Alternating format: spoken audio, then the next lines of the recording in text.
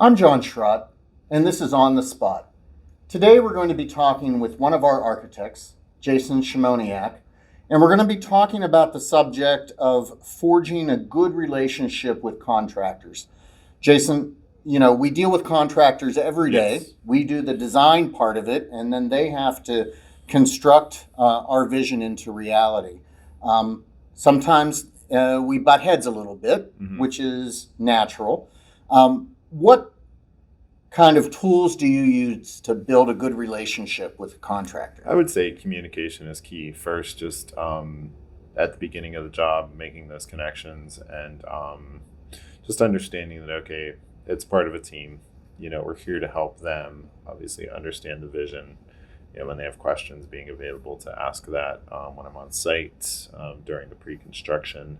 Typically, there's the walkthrough that we always have, a pre-construction meeting, answering those questions, understanding whose role is what on the job. Basically, I think that's knowing that if it's our goal there is to enforce the design intent of the project, and basically them understanding that. And particularly, I think one of the more challenges when you're dealing in an existing building, particularly we do a lot of healthcare, and once they get into construction, understanding what's behind walls, what's above ceilings, sometimes that documentation isn't always correct. And sometimes you need to make adjustments in the field to that. And it's working with them, understanding that, and knowing how to address that in a timely manner to keep the whole look of the project looking right, keep the design intent. Well, and sometimes they have ideas, right? Yes, on how to Yeah. address unforeseen conditions. So yeah, and a lot of times too, they'll be like, all right, well, we've unearthed this. Your detail shows one thing, our detail shows or we think it would be better if we did X, Y, and Z as opposed to Y, Z, and X, for example. And you kind of take that look at it. You're like, all right, well, yeah, that makes sense. It's still in line with the manufacturer's installation instructions for that product. It meets warranty requirements. And thinking, things like installation of studs, drywall, as long as you're meeting those construction tolerances.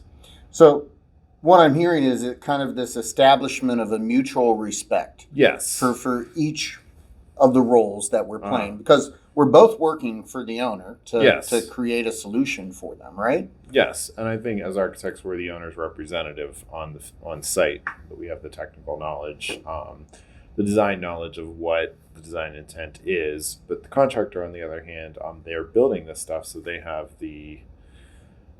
knowledge that I may not have because I'm not building it myself. And they may say, okay, there's a better way to do this. It'll still achieve that same result in the end, and it's how we can work together as a team. So what do you do when it feels like you're hitting a brick wall with a contractor? Because that does happen sometimes. Yes. That's always a challenge, I think. Just reminding everyone involved that, hey, we're here for the owner's best interest. How can we solve this problem? Okay, even if it's something that got overlooked or we didn't have all of the information to make the informed decision. All right, how can we come together instead of pointing the finger, come together to come to the right solution that's going to be the result to achieve the owner's goals, the client's goals for the end user. What was one of the most rewarding experiences you've had with a contractor? Oh, it's a tough question, but yeah. I would say,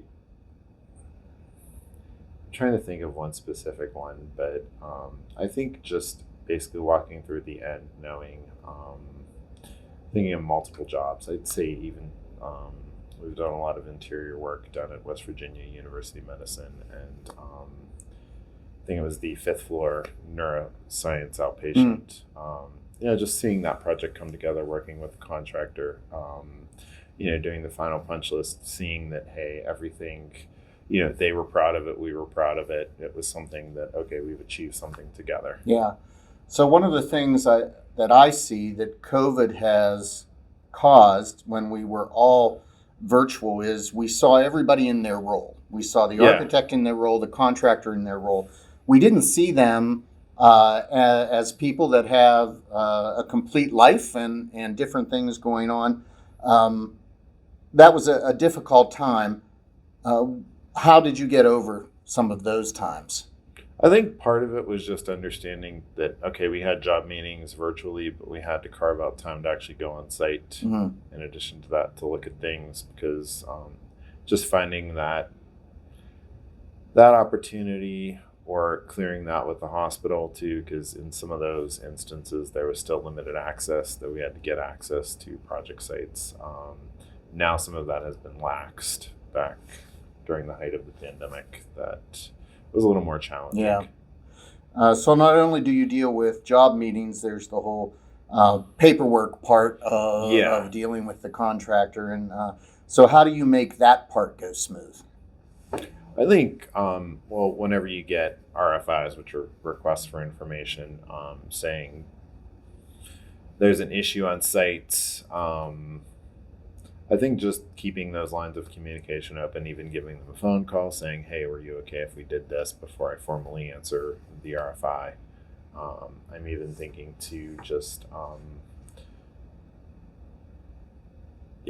Well, I like the idea of a phone call because, Yeah. you know, we live in a society where it's much easier to text and Yeah. email somebody, but a phone call adds another personal connection there with the contractor. It does, and I think in today's day, with a lot of emails and messaging going along, sometimes if something is in a time crunch and you didn't answer, picking up a phone and calling somebody will sometimes gets the result, or at least shows the urgency of the matter. Yeah. And I couldn't agree with you Yes. more on the phone call thing. Yes. So, Jason, thanks for being Thank on you. the spot. Yes. Until next time. Okay.